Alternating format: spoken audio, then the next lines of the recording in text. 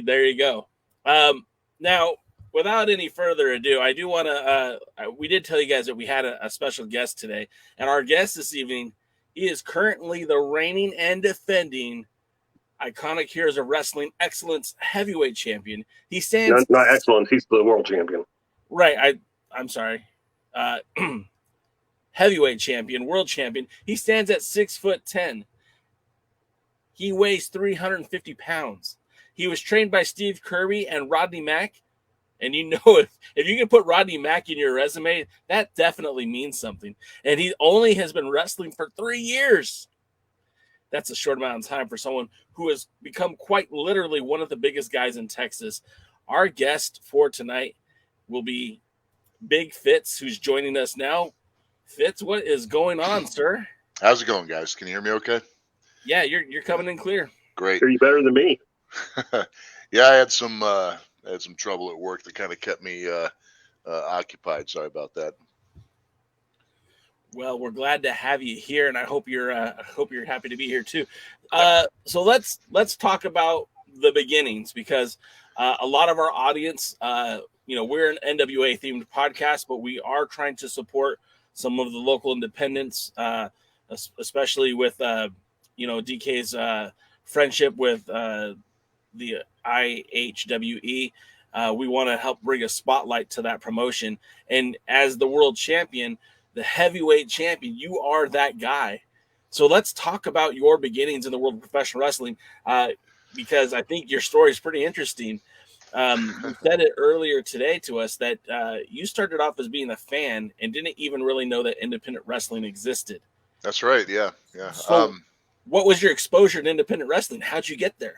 Well, it's wild. So I've told this story before, and it's still kind of crazy that it all came together the way it did. I was a fan probably when most people my age were a fan. The Monday Night Wars and a little bit before, when there's magical stuff happening in wrestling during that time. I don't think there was a person in America that wasn't a fan at that point.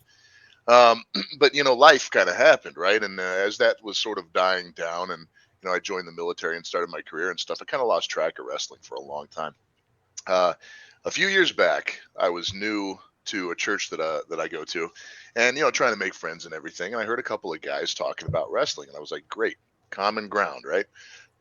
Went over, started having a discussion with them and everything. And Presley Miller, who does a lot of the helps out with the media and the production at Metroplex Wrestling in Bedford, he says, hey man, you want to go catch a wrestling show this weekend? And I'm thinking, I'm trying to do the calculus in my head, like, wait, this weekend? I mean, Raw's on Monday, and SmackDown was during the week at that point, I think. Anyway, so I'm trying to figure out, like, where are we going? American Airlines Center, like, where are we headed? He's like, nah, dude, a strip mall in Bedford. and that was the first time I was made aware that, like, all over the country, there's independent promotions that are putting on wrestling shows. And long story short, I went there and I brought my daughter, who my wife had to work that night. And I thought I brought her Game Boy and stuff. She's not going to enjoy this, so she'll just sit next to me and play her games while me and Presley watch wrestling. And dude, she had a blast. I mean, she lost. Oh gosh, let's see. So this was probably close to 5 years ago. So 7 or 8, maybe 8. Yeah. And she just loved it, man. And we had a great time, and she figured out very quickly. This is what I love about kid fans. They're smart, and they figure out fairly quickly the nature of what's going on, and they don't care. They play along. It's one of the things that, like, I wish more fans could learn from children in that regard. She figured it out very quickly, started figuring out that she got a good reaction when she talked smack to heels. And of course, at the time, Jamie Aller and her would just go at it and mix it up. We started attending for like a year, maybe more, every single week. And eventually had her birthday party there because she was such a huge super fan. So I reached out to Kirby and said, hey, man, what's it going to take for me to have a birthday party here and just have a private show for her and her friends? So we made that happen. That's awesome. In the process, at the time I was sort of considering getting into it, but I didn't think it was going to happen for me. I figured, I'm a dad, I'm too old. I'm, in my late 30s at this point. And, Kirby kept trying to bug me to do it. And I went to like their intro class, but I at the time I had no intention of doing anything more than that. And he called me up before her birthday and said, hey, what do you think about like the heels try to ruin your daughter's birthday party, and daddy kicks their ass. And I was like, oh, that sounds fantastic. What a great idea. What dad is going to say no? So birthday party comes around. I don't remember the exact setup. Something about the ref had got hit in the semi-main and he couldn't continue. And daddy was going to be the guest ref. But since I don't know anything about wrestling, it's going to be no DQ. And all I have to do is count, right? At some point, I count too slow. Kirby pushes me. I push him. He takes the big bump. Two other heels come in, start beating on me. I toss them out of the ring, pick Kirby up, and give him a body slam because that's like the one thing that he taught me how to do at training at that point. And then I tore off this like stupid Hawaiian shirt that I had, and under it was like the shirt with Brooklyn's favorite faction on it, you know. So I've got all of her friends and their parents just cheering and going crazy, and I was like, dude, I got to do this. Like, this is rad. What a great story. That's awesome. It's funny you bring that up because one of the for a while I was a single dad, and how my daughter and I bonded was I would take her to wrestling shows, and then the girlfriend started coming with us, and now the girlfriend's the wife, and we would go to wrestling shows all the time, and then just daddy daughter time. I would leave the wife at home with the other ones and the other little kids, and just me and my oldest would go to wrestling shows. And I mean, we were just in Nashville for the Crockett Cup for the NWA show. Awesome. And she saw a wrestler that she grew up with, Johnny Yuma, and her face lit up when she saw him. It was just the most incredible, like, little 5 seconds. And he popped when he saw her because he doesn't expect anyone from California to be in Nashville. So it was a fun little moment. So I totally get those stories. That's great. It's great bonding time, man, with my kid. You know, we would hang out and have a good time, try to one up each other on the smack talk. And only recently, actually, we got to go see a show together and sit in the crowd and just be fans again. And it was kind of refreshing. She's kind of like, it was more of a phase for her. But she had a good time. And then, you know, of course, she said, you know, wrestling's not the same around here since Jamie Aller stopped doing it. I said, what do you mean? She said, well, when I yell and talk trash to the heels, a lot of them don't know what to say. And he always did. So he was a great heel. So that you just set up the plate. You set up a great story of how you kind of got into independent wrestling. And which promotions did you regularly attend in those days where you were just a fan? I went to MPX mostly. I went to a couple of Dallas Championship Wrestling, DCW shows, and Pro Wrestling Religion, which was Johnny Melee was running that at the time. Okay. They weren't as frequent like MPX at the time. MPX and DFW All Pro were the only ones that were really running steady and regularly. So when I was a fan, that was pretty much where I thought. Obviously, MPX being so close to my house and being every Saturday, that was sort of the priority. And you know, with a weekly product, they were able to put, you know, good long-term storylines together. And man, I'm telling you, like, this is one of the few wrestling promotions that's been around for, you know, I guess 10 years or so now, and has managed to like stay profitable for most of that. I mean, obviously it's a small profit, but you know, they run it like a business, which you know, has contributed to the longevity. I mean, I think that's important. Out here in Southern California, we have a handful of promotions that have, you know, some of them been around for 20 plus years now. But those guys kind of grew up in the business. One of our big promotions out here, I say big, I don't mean big, just long lasting. The owner of the promotion used to be a referee at the Grand Olympic Auditorium back in the old NWA Hollywood days, and he used to referee with the AWA and the WWE. Nice. So you actually have someone who knew what the business when he opened up shop. So it's kind of refreshing to see, you know, some promotions that have longevity, because you see so many places just kind of pop up here for a little bit and then gone. Yeah. And I think that's kind of I don't think that's good for, at least in our area, it's not good for the scene, because it just messes everything up. I'd rather those guys just stay fans and not try to get into the business of promoting.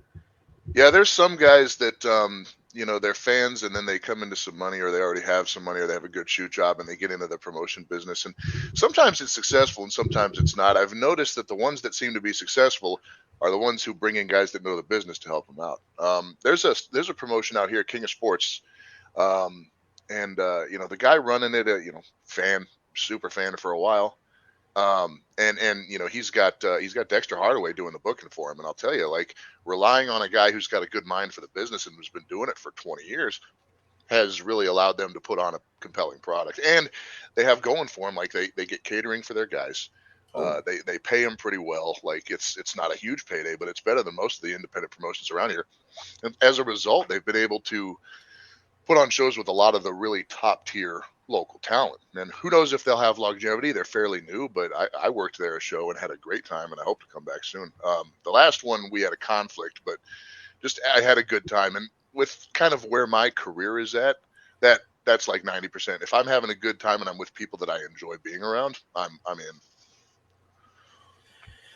So with that being said, let's talk about actually getting into the business, because I said it earlier. You already mentioned it. You were trained by Stephen Kirby and Rodney Mack. Now, one of our former hosts on the show is the modern day hero, Kevin Douglas, who was trained by Rodney Mack. Him and the Manimal have been friends of the show for a very, very long time, and kind of grew up with Rodney Mack and Jazz, and were trained in that dog pound. And he's told us the stories of how rough those training sessions could be and how tough Rodney Mack really is. Yeah. Tell us about your experiences at the dog pound and training for pro wrestling. Well, I wish I was closer and I could go there more often. Because, Rodney and Jazz in particular, for what they've accomplished in wrestling, they're surprisingly accessible. And that's the first thing that anybody who works with them notices about them is they want everybody to get better. And they'll take, they've turned out a really good product, not only in their training center, but in their new, relatively new promotion. But, for whatever reason, I had a match with Rodney, and this is actually how I was introduced to him. I had a match with him, and he came up to me and he said, "What are we going to do in this match, kid?" And, first of all, like, I'm at this point, I'm 38 or something. And, what are you going to do in this match, kid? And I looked at him, I said, "You've been doing this, forever. So I'm going to get in the ring and do exactly what you tell me to do."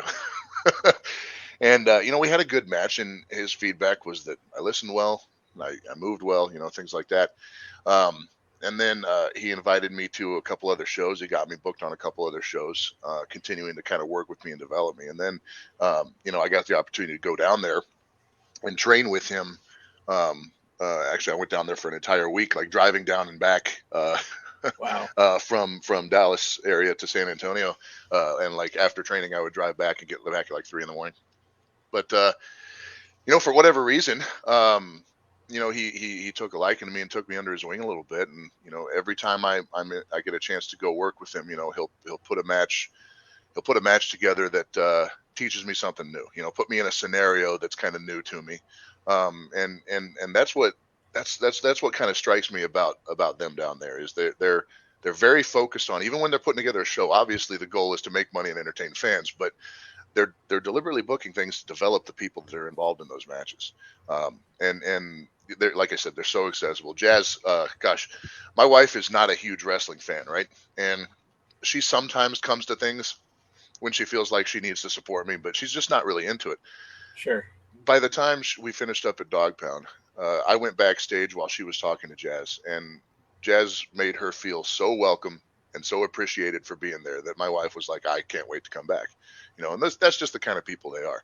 They have high standards, certainly, but they're super accessible and they're invested in other people's success. And, Stephen Kirby giving me a solid foundation to where I could then roll into doing some work with Rodney and Jazz and really be able to absorb it. I've been very blessed in the people that have chosen to give me some of their time. Jax Dane has been a great mentor to me, helping me out both in the ring and just, pinging me on social media like, "Hey, I think this is something you should do," giving me advice. I don't know what I did to deserve it, but like having people like that are invested in my success has been really, really cool. Sometimes it just takes being a good dude, and good dudes recognizing good dudes. Jax Dane is probably one of our favorite guests on this show. He's been on a handful of times over the last 15 years or so, and he's always been such a positive influence on the show, and he's very supportive of what we do here. And even when we don't have nice things to say about the NWA, he still has always supported the show. So That dude is a great dude, and if he's stepped into any kind of mentor status with you, I mean, he's one of the best guys to have in your corner, because that guy's done a lot in his short time in the ring as well. Yeah, he, even the hard truth. That's what I like about him, actually. Even something that you might not want to hear. If he feels like you need to hear it, give you some hard truth. And sometimes I have to step back and be like, yeah, he's right. I'm being an idiot here. And that's the kind of stuff I appreciate. So, how long were you training before you actually got into your first match? Like, what was the timetable? Because you hear a lot of times, or some guys, it takes a while for them to get that debut match. How long? I mean, we're talking you've been in the business for 3 years, so how long did it take before that first match? I think I'm about 3 years from my first match, and before that, there was so I trained for about 7 or 8 months, and then MPX had their annual Time Warp show, which is where all the wrestlers would get together, and they would dress as a wrestler from back in the day, right?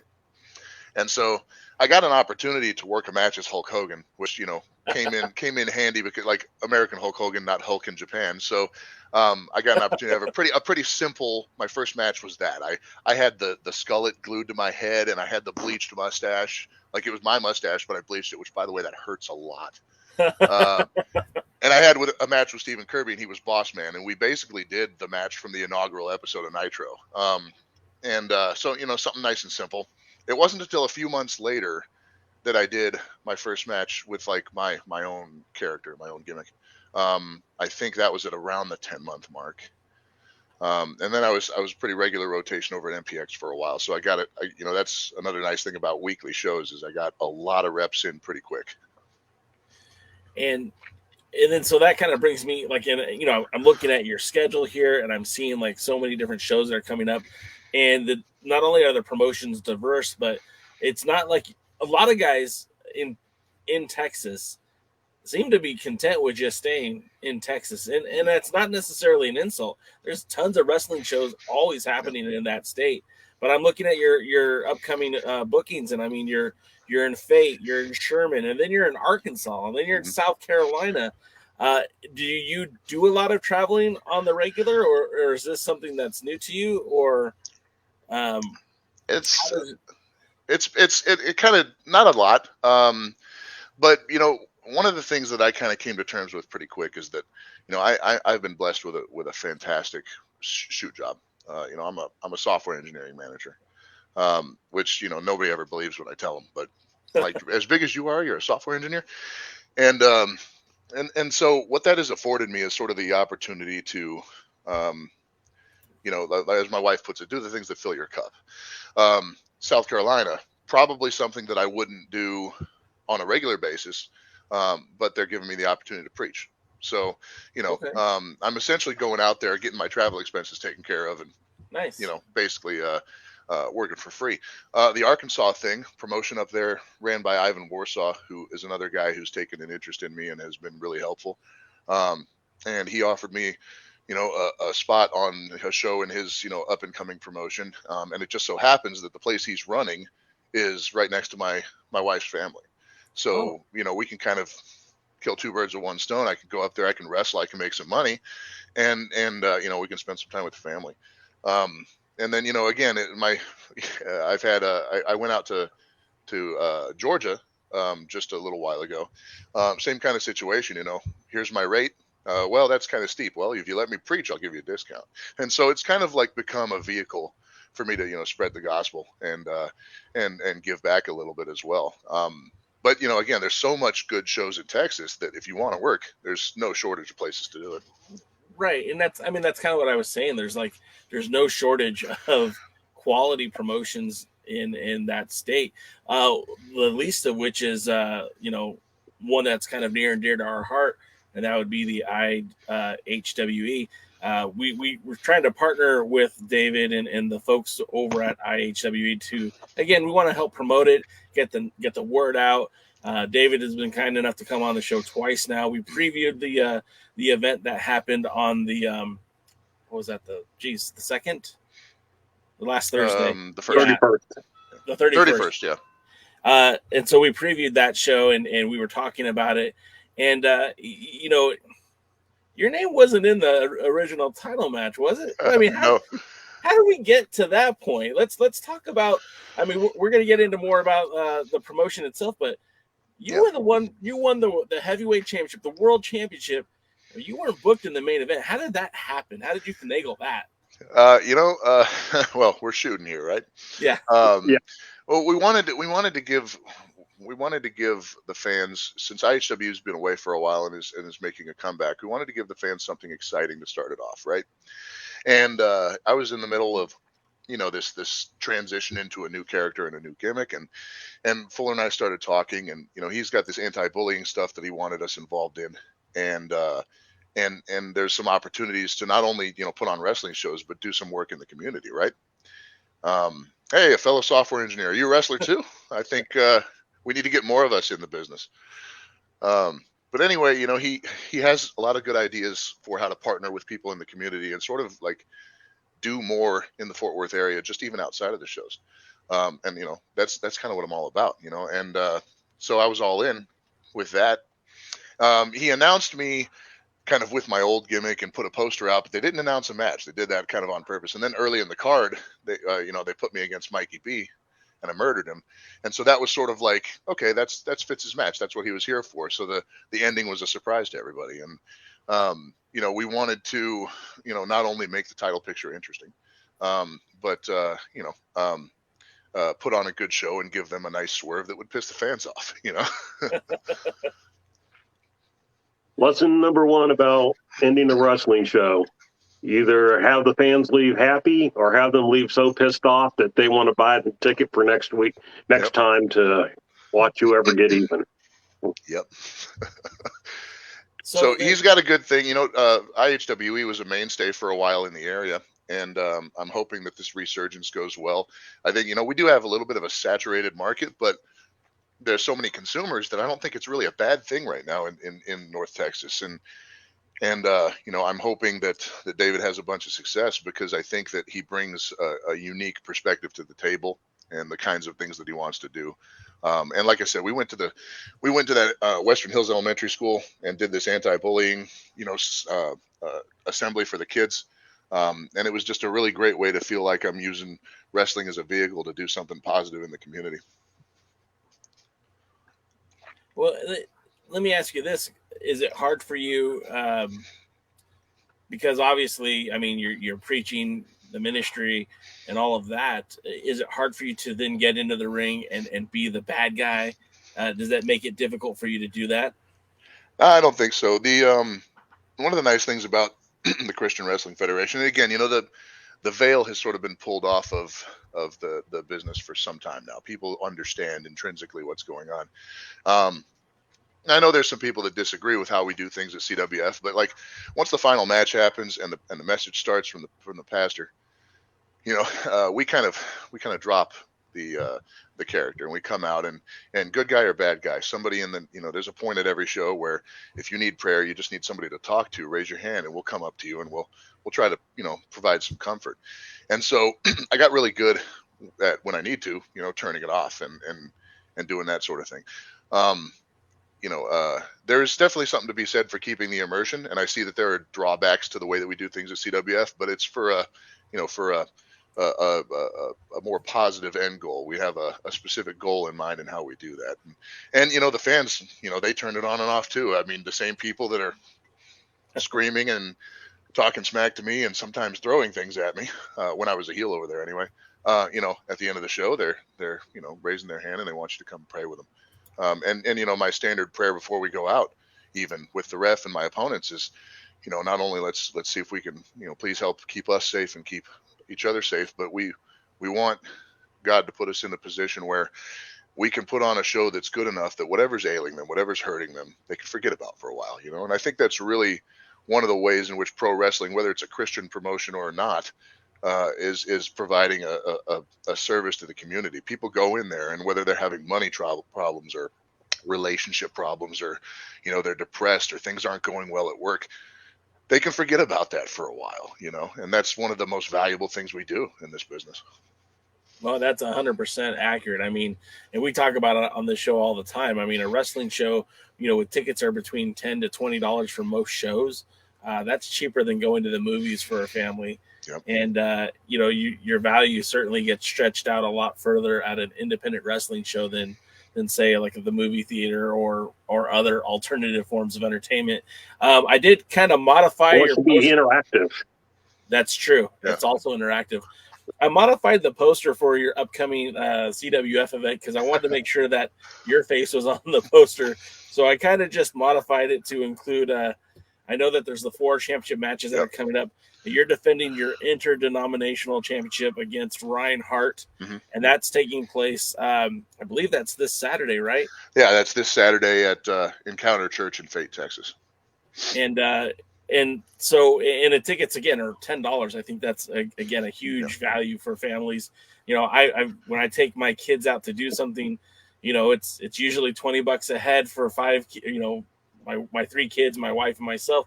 I mean, you're already looking at $100 right there. So that $10 ticket price sure is a nice thank you for the customer who's coming to visit. Tell us a little bit about the Christian Wrestling Federation. You did say that there's a lot of ministry involved in some community outreach. Tell us a little bit more about it. Well, the CWF started, I mean, it was over 20 years ago now. And, you may recognize some of the names along, Rob Vaughn runs it now and he started it. But, Tim Storm was there at the very beginning as well. And he's a mainstay there. He's there quite regularly. In fact, him and Adam Asher, APOC, they're the tag champions right now. And, the mission has always been to, use wrestling as a vehicle to, again, provide comfort, preach the gospel.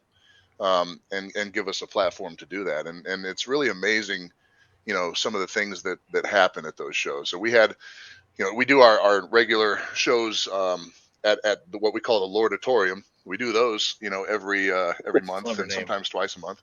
But also, we go out and we do shows at churches all over the place. And my favorite is when we pick a place where there's not much going on, town kind of out in the middle of nowhere. We went to Carthage, Missouri a while back, did 2 nights of shows there. There's nothing going on there. So a whole bunch of people show up. And then, in one weekend, we have 70 people almost that become Christians and give their lives to the Lord. And, the next week, the pastor's telling us like, yeah, I ran out of room in the church, so it's really great to be able to get out there and pray with people and preach with people. And a lot of us, even, it's a ministry for us too. Some of the wrestlers there, they've been through some tough times, myself included. I nearly went through a terrible divorce a couple of years ago, and thankfully we were able to save it. But as a result, I was fully prepared when we went to one of these shows and I was preaching on it and talking about it and talking about marriage and talking about heartache and how to, lean more on God to get you through some of that stuff. And then people will come up to you and say, man, that's exactly what I needed to hear tonight, And so it's a really good opportunity for us to, fill our own cups as well. It provides that comfort for us as well, being with a group of people who have struggled and come out the other side, And then just looking at the schedule, because I mean, you're, like I said, you're jumping around a lot. You're facing one of our old NWA names. Excuse me, I'm going to sneeze here in a second.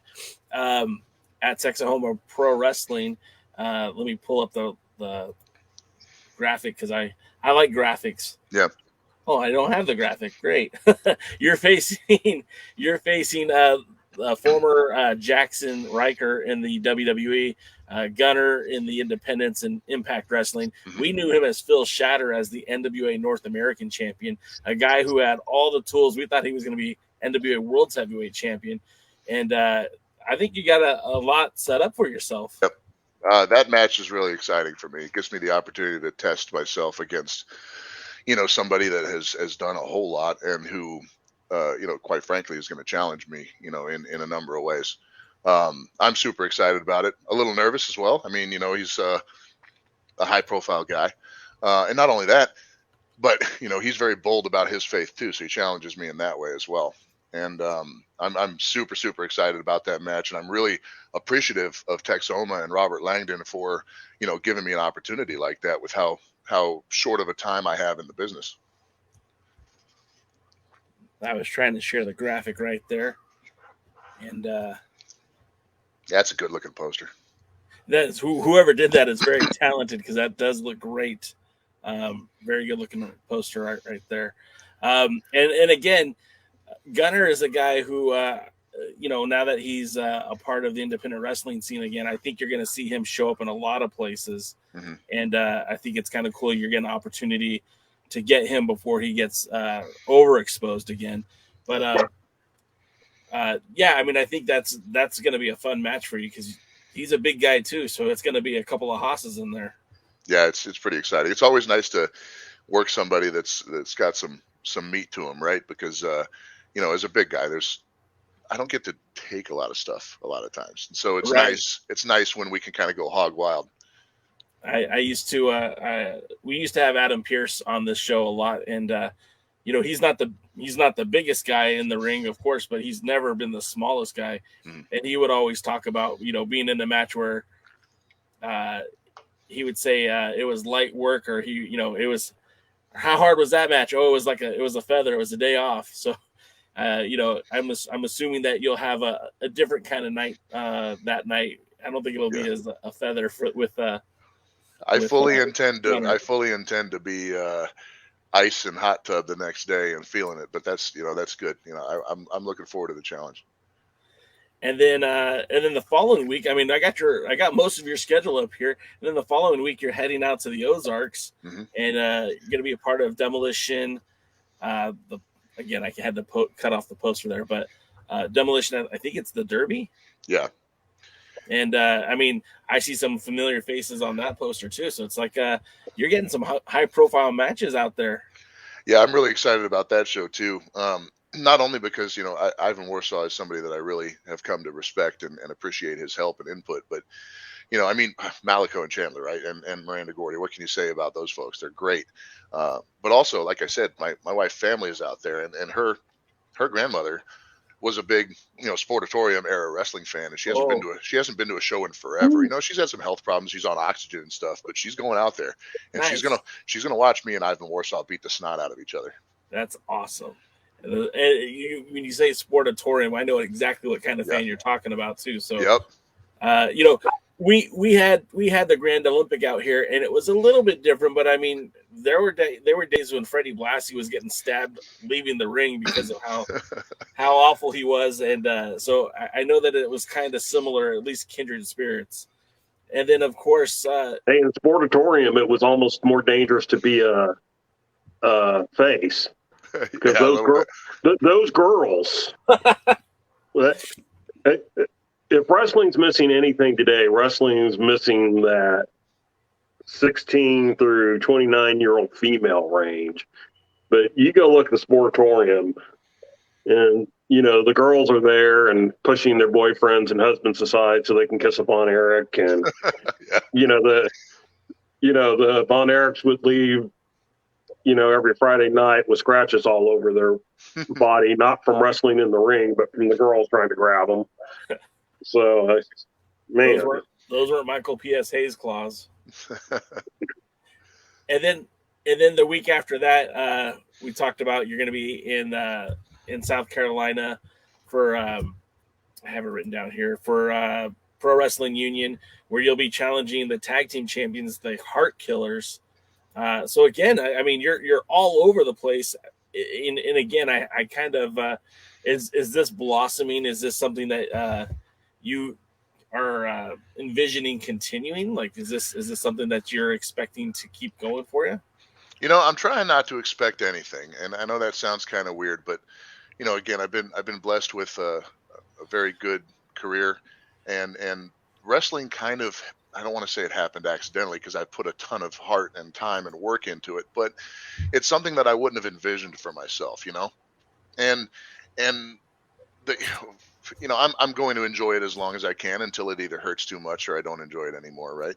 I have pretty modest goals, though, man. Like, I want to do some more traveling just for the experiences and all that kind of stuff. But really, my goal in wrestling, and I talked to Bob Evans about this the last seminar I went with him because he's asking people their goals. And a lot of guys, they want to get on AEW, they want to get on WWE and NWA, and all that would be great, man. I would love any of that. But like a more modest goal that I have that really is kind of my central thing is I want people to look back at my time in wrestling and say, yeah, Fitz was a good guy and he was easy to work with, and I always loved having him around. I've had promoters bring me on or bring me back just based on that. I mean, I had a not very good match at a place, and they booked me again just because, like, you know, stuff happens, but I like having you in my locker room, you know, and that's what I want. You know, I want that feedback of, like, you know, you're a positive person to have attached to my company. That's more important to me than anything else. Maybe we can send you to New Jersey. New You Jersey, know a guy. We know a guy in New Jersey. yeah. It's In like fact, he'll probably he could very easily be on the show a little bit later.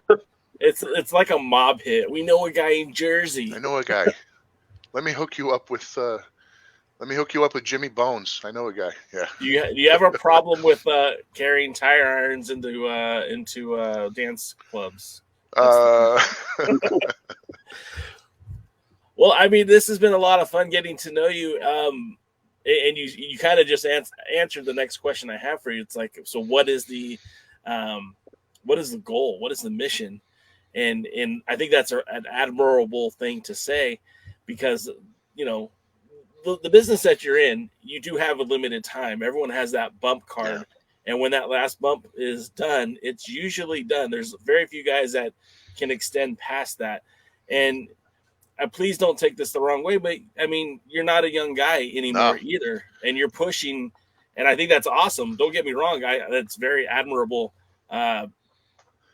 You know, you're absolutely right, man. Like, I have no illusions, right? I got into wrestling in my late 30s. I'm going to turn 40 in September, and I'm still, in my mind, I'm a rookie, right?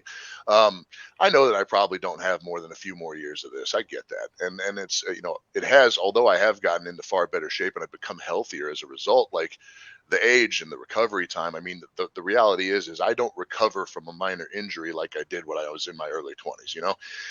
And so I know I've got a limited time. And like I said, the way that I create an impact, don't get me wrong, if I get an opportunity to go on NWA or something, like, I would jump at the chance and move heaven and earth to make it happen. But at the end of the day, you know, creating those experiences and those memories, and having people look back at my time in wrestling as a positive thing, even on the local level, being a positive force locally, that's all I really care about.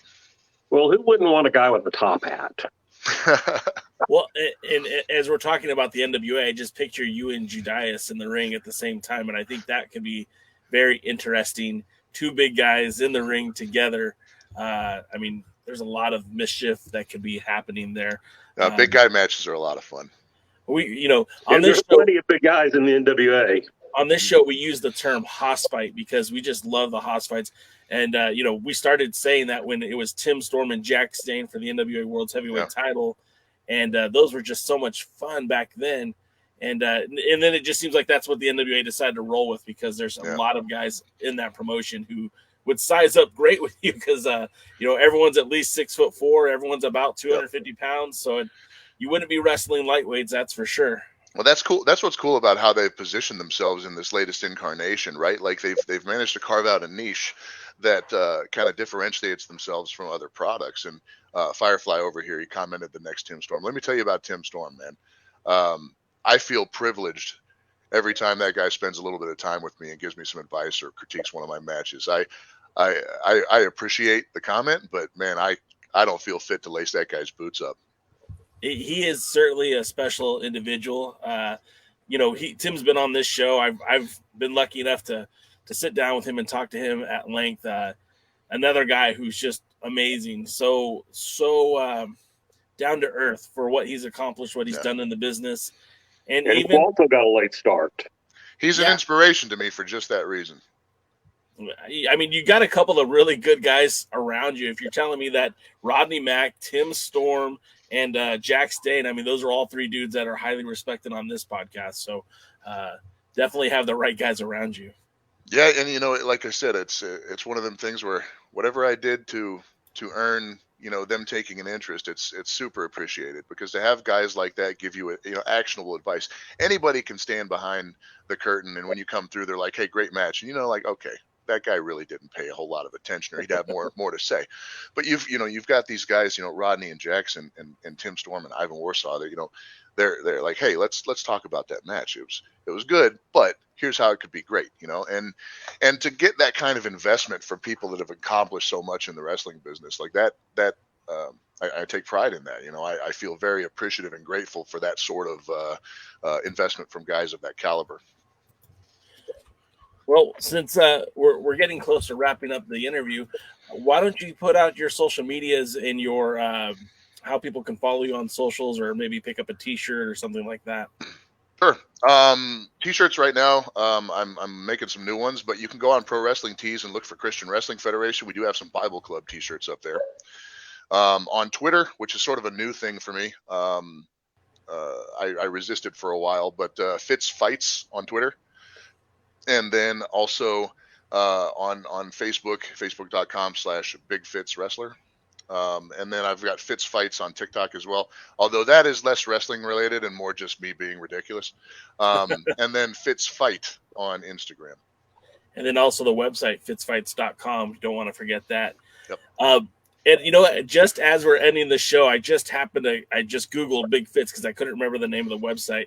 And what do I see? Well, there's a match with you at SWE Fury against Anthony Anderson. Oh, there's a match against Jack Stain at Dog Pound Championship Wrestling just from last year.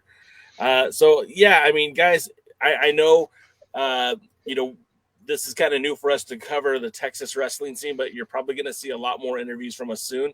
And we're trying to put that spotlight on what's happening out there. Make sure you go check out Big Fitz and check out some of these matches because I think you're going to hear his name a lot more frequently in the next coming months and years, and we're hoping that, the success keeps following you, my friend. Yeah, I really appreciate that. And before I go, there's one last thing I'd like to put over, if I may. Yeah, absolutely. Metroplex Wrestling, I train there still, even though I'm not on their show anymore. I train there twice a week whenever I can. And, Stephen Kirby and the people that are helping out there, we have, Matt Palmer and Athena are out there helping out a lot with training. They're putting out a great product. The training center is really churning out solid workers who really put a lot of effort and a lot of heart into what they're doing. And personally, I think Stephen Kirby is probably one of the most underappreciated, maybe best kept secrets in Texas. I mean, not only has he been running a promotion that stayed profitable even in bad times, but he has trained a bunch of people that have gone on to do some really cool things. And he the investment that he puts in people, he doesn't kick anybody out. That's one of his things. He refuses to kick anybody out, no matter how bad they think they are. As long as they keep trying, they're in. And I think that he has been such a positive force for North Texas wrestling that I can't say enough good things about the guy. He's a great guy, and I love him. So with that being said, any promoters out there, slide into those DMs, get a hold of Big Fitz, get this man on your show. 6'10", 350 pounds. And not a nicer guy you're going to be able to find. So, Fitz, thanks for your time, man. We really appreciate you being here, and we wish you all the best. Thanks a bunch. It was a ton of fun. Thanks, Fitz. Have a good one.